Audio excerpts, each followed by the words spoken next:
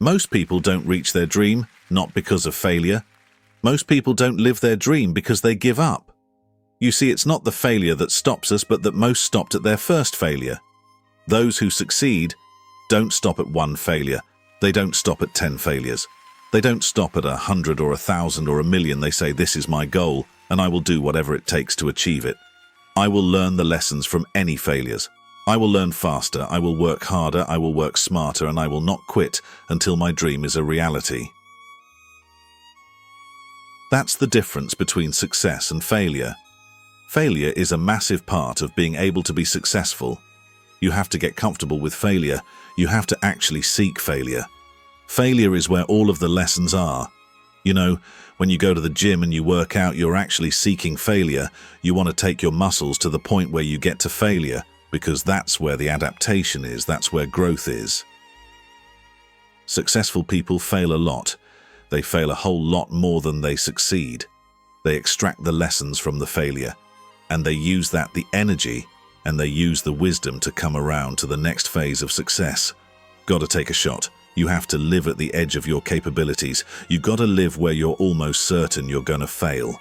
The reason for practice. Practice is controlled failure. You're getting to your limit. Getting to your limit, getting to your limit. You can't lift that. You can't do that until you get to the point that all of a sudden your body makes the adjustment, and then you can do it. Failure actually helps you to recognize the areas where you need to evolve. So fail early, fail often, fail forward. Failure makes winners stronger, failure makes winners hungrier, but it makes most give up. It makes most feel worthless. Winners don't enjoy failure, but they would never let failure stop them. Next time you encounter failure, you got to remember every great thing on this planet is here, because the Creator learned what did work, but learned more from what did not work. When we are kids, we don't stop at failure. When we first learn to ride a bike, it's failure after failure. We get knocked down time after time, but we get up and push forward. It's so we'll achieve our goal of riding the bike, but then we get old and most of us get weak. We are too soft to get back on the bike. We come up with excuses. It must not be for me. No, you just soft. No, you just lazy.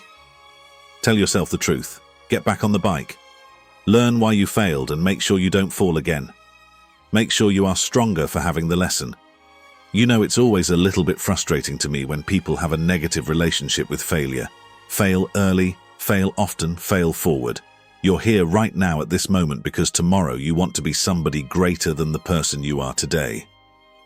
You see yourself succeeding, you have a vision, you have a dream. Congratulations, you're already 10 steps ahead of 95% of the world. Imagine if Michael Jordan was scared of missing, he would have never taken a shot. Imagine if Steve Jobs was afraid of people not liking his product, there would be no iPhone. So, ask yourself this. Do you want to be a person who fears failure? Or do you want to be a person who loves success? Which one? You're gonna have to pick today, and I'll tell you, one thing, one is a failure, and one is a success. And if you love success, there is nothing that can stop you. All those negative things people say will mean nothing. They're gonna talk about how only 1% make it to the top. Big deal. Wanna know something else? Only 1% stick with that fitness program long enough to see results. Only 1% of nerds stick with that video game long enough to get good at it. Only 1% of relationships stick it out to the end. That doesn't mean you have a 1% chance. It just means you can't behave like the 99%. You'll have to do something better than giving up a month from now. Those are just numbers. You want to talk about numbers? Take a look around you, and take a good look around you. Are you like 99% of the people around you? If you are, then you're in the wrong video, my friend. You have to love success just as much because that's going to allow you to get up and go for it. Being scared to fail won't do anything. In fact, when you love success and you start going for it, guess what happens? You're going to fail.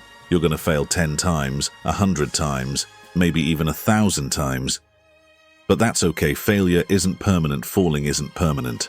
You get right back up and keep going, and this time you're going to be stronger, wiser, and you'll be more driven than ever. And for every 10 failures, you'll land 1 success. You have to love success so much that you're willing to fail 10 times before you can succeed once. That's how a winner does it. I want to explain the biggest myth that most people think leads them to success. And here's the myth. You might believe if you're scared to fail, you won't fail. Lies. Biggest myth ever, and I believed it. You see, I always thought that being scared to fail in life would literally keep me from failing. I would look at the losers around me and I would say, sheesh, I never want to turn out like him. I really believed this train of thought would help me succeed, until one day I was walking down the street and I saw an old man had a hat, suspenders and a cane, was about 80 years old. This old man was barely walking, he could walk, but the cane helped a lot, he was struggling. So anyway, he was walking across the street and he ended up falling. So I went over to go help him, and he gets up, says thank you, and we introduced ourselves, had a little conversation, told me his name, and I told him mine. His name was Robert, by the way, and right as he walked away I told him, this is what I said, Robert, you should stay inside where it's safe, my friend. And Robert turns around and says to me, I love walking, and I love walking way more than I'm afraid of falling. So I asked him, well, what about your safety? Don't you want to live? And he told me this. These are the exact words he said. He said this, Solo, living means doing what you love to do, and if I have to fall here and there to do what I want to do in life, then so be it. And he just walked away, never saw him again. That was it. But that statement really had me thinking, and it had me thinking hard, because I learned something that day. That's when I realized the true key to success.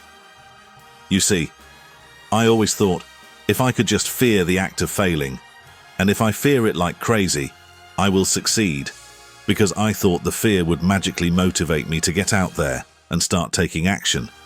But after that day, I realized something.